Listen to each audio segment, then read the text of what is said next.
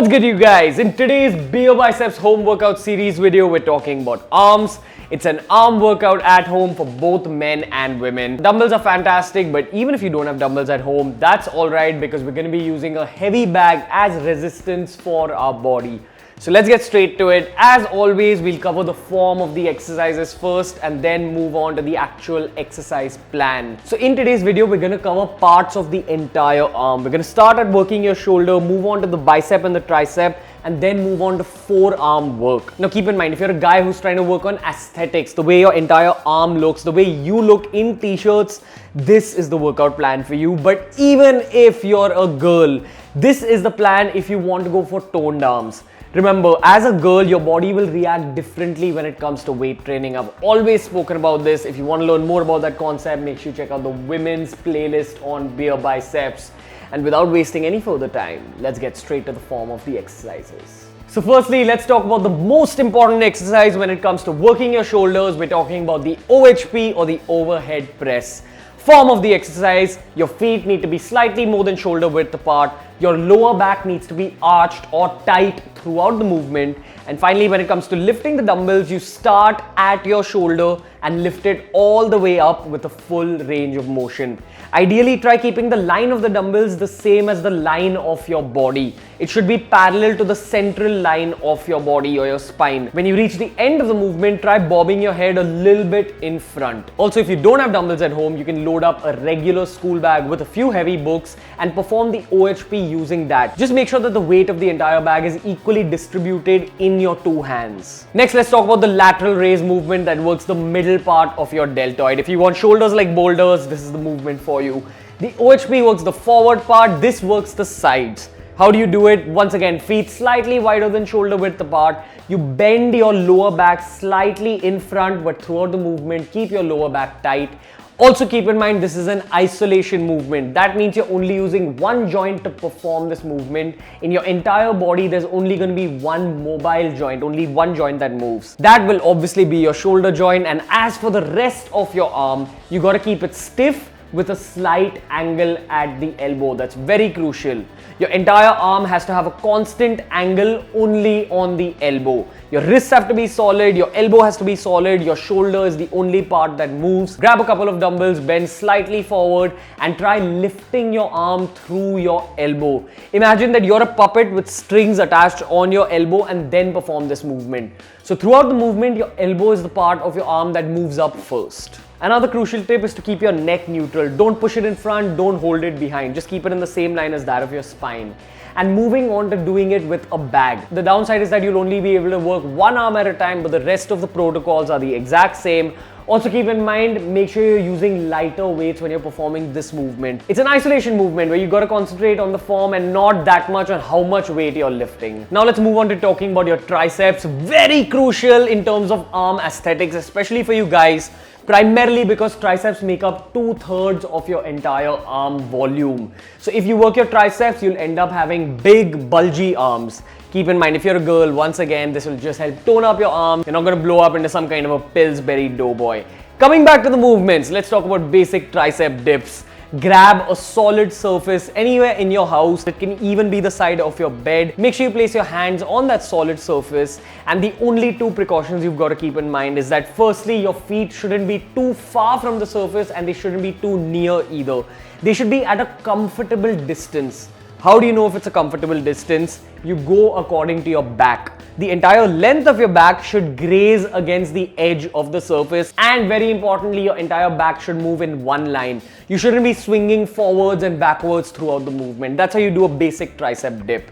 But let's talk about the other movement, slightly easier, a French press. Now you need a dumbbell for this movement. You can just stand up straight, hold a dumbbell the way I'm showing here and lift it over your head behind your head. The only precaution you've got to keep in mind is that this again is an isolation movement and the only joint that will move is your elbow. Remember, your tricep is responsible for all the movement that happens through your elbow and that's what you're trying to work. So the upper part of your arm from your shoulder till your elbow will be solid and the other part of your arm that's going to be solid is your wrist. Keep your wrist solid, keep your shoulder solid and only move your elbow. That's how you isolate and put pressure on your triceps. Also try keeping your lower back slightly tight, slightly arched. And if you're someone who doesn't have dumbbells at home, you can perform the same movement with a bag using the same protocols. Wrist solid, shoulder solid, and your only joint that moves is your elbow. Next, let's move on to talking about your bicep movements. The only movement you've got to learn is the bicep curl. Once you learn the basic bicep curl, every other bicep movement is a variation of this core movement. So let's start talking about the form. The only precautions you've got to keep in mind once again are that your lower back has to be arched, your elbows have to be stuck in place. This is an isolation movement. Again, the only joint that moves is your elbow. A lot of people end up swinging their arms in this movement, but the mistake that happens in this case is that you're moving your shoulder to assist you with the movement. You're not isolating your bicep. If you want to isolate your bicep, you got to tuck in your elbow right on your side and make sure that throughout the movement, it doesn't move at all. Keep this in mind. The other precaution that a lot of people look past is that they also move their wrists throughout the movement. So they'll be doing a basic bicep curl, and towards the end of the movement, they'll curl up their wrists. So the movement in the wrist actually helps you complete the entire range of motion. This goes for all the bicep movements, all the tricep movements, all the shoulder movements, and even all the forearm movements. Work in a complete range of motion. Don't do half reps. Start at the bottom, extend your joint completely, and pull it as far as it takes you. Keep that in mind. So let's get to talking about the precautions once again. As I said, your elbow has to be locked in, shoulder solid, wrist solid, lower back arched, and just perform the exercise. That's a basic bicep curl. The other variation you can do is just by kind of twisting your wrists, reversing the way you're holding a dumbbell. So what this movement does is that it hits the outside part of your bicep as well as a bit of your forearm by hitting your brachioradialis muscle. If you're someone who wants to learn the detailed science of these movements, I highly recommend you go and check out the John Abraham arm workout we put up on the Bollywood Bodies playlist. Make sure you check it out. Remember, when it comes to bicep movements, it's all about changing up the angle. Changing up the angle of your upper arm against your torso and changing up the angle of how you hold the weight. You change up the angle slightly and it'll hit slightly different regions of your bicep muscle. I can't get into the detailed science. Make sure you check out that video I spoke about.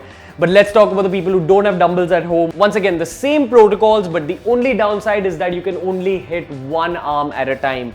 So it's slightly slower, and that's why I say you should invest in a good pair of dumbbells. But hey, it's alright if you don't have dumbbells at home.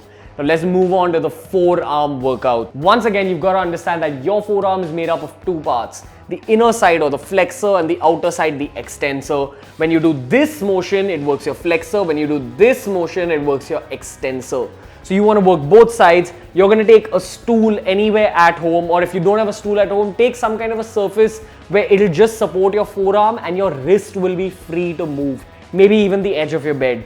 Take a dumbbell the way I'm showing you in your forearm and try completing an entire range of motion. So start as low as it goes and pull back up towards your body. That's how you work your flexor muscle. Keep in mind, you want to hit a full range of motion, and at the end of your motion, you want to squeeze your arm a little bit. If you want to work your extensor, just change up the angle of your arm and do the same motion but in a reverse direction, where the back of your palm will be hinged towards your body. Also keep in mind, if you don't want to do these movements, you can also grab one of those forearm workers that you get easily on any of these e-commerce websites. You can just skip this exercise and instead work with that grip in order to work your forearm.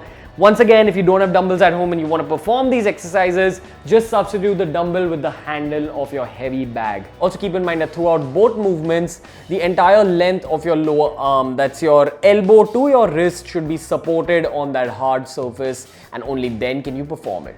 So now that we're done with talking about the form, let's move on to talking about the actual workout plan. I'm not going to be taking you through the plan, but what I will do is that I'll tell you all some scientific aspects of training your arm. And I'll also tell you that the written version of the plan is in the description box. So if you're someone who wants a detailed written plan, make sure you read the description like in all the home workout series videos. So scientific rules when it comes to working your arms. Firstly, understand the concept of failure. It's that point in your workout where you can't pump out that last rep and someone actually has to help you complete it. You should never drive your body to that point. You should only lift weight that you're capable of lifting. So the rule we follow on BeerBiceps is that in all your sets, you try going up to 80% of failure. That means you try feeling a burn, but your arm shouldn't completely feel burnt out. If it feels burnt out, it means you're pushing your body too hard, and that's not needed.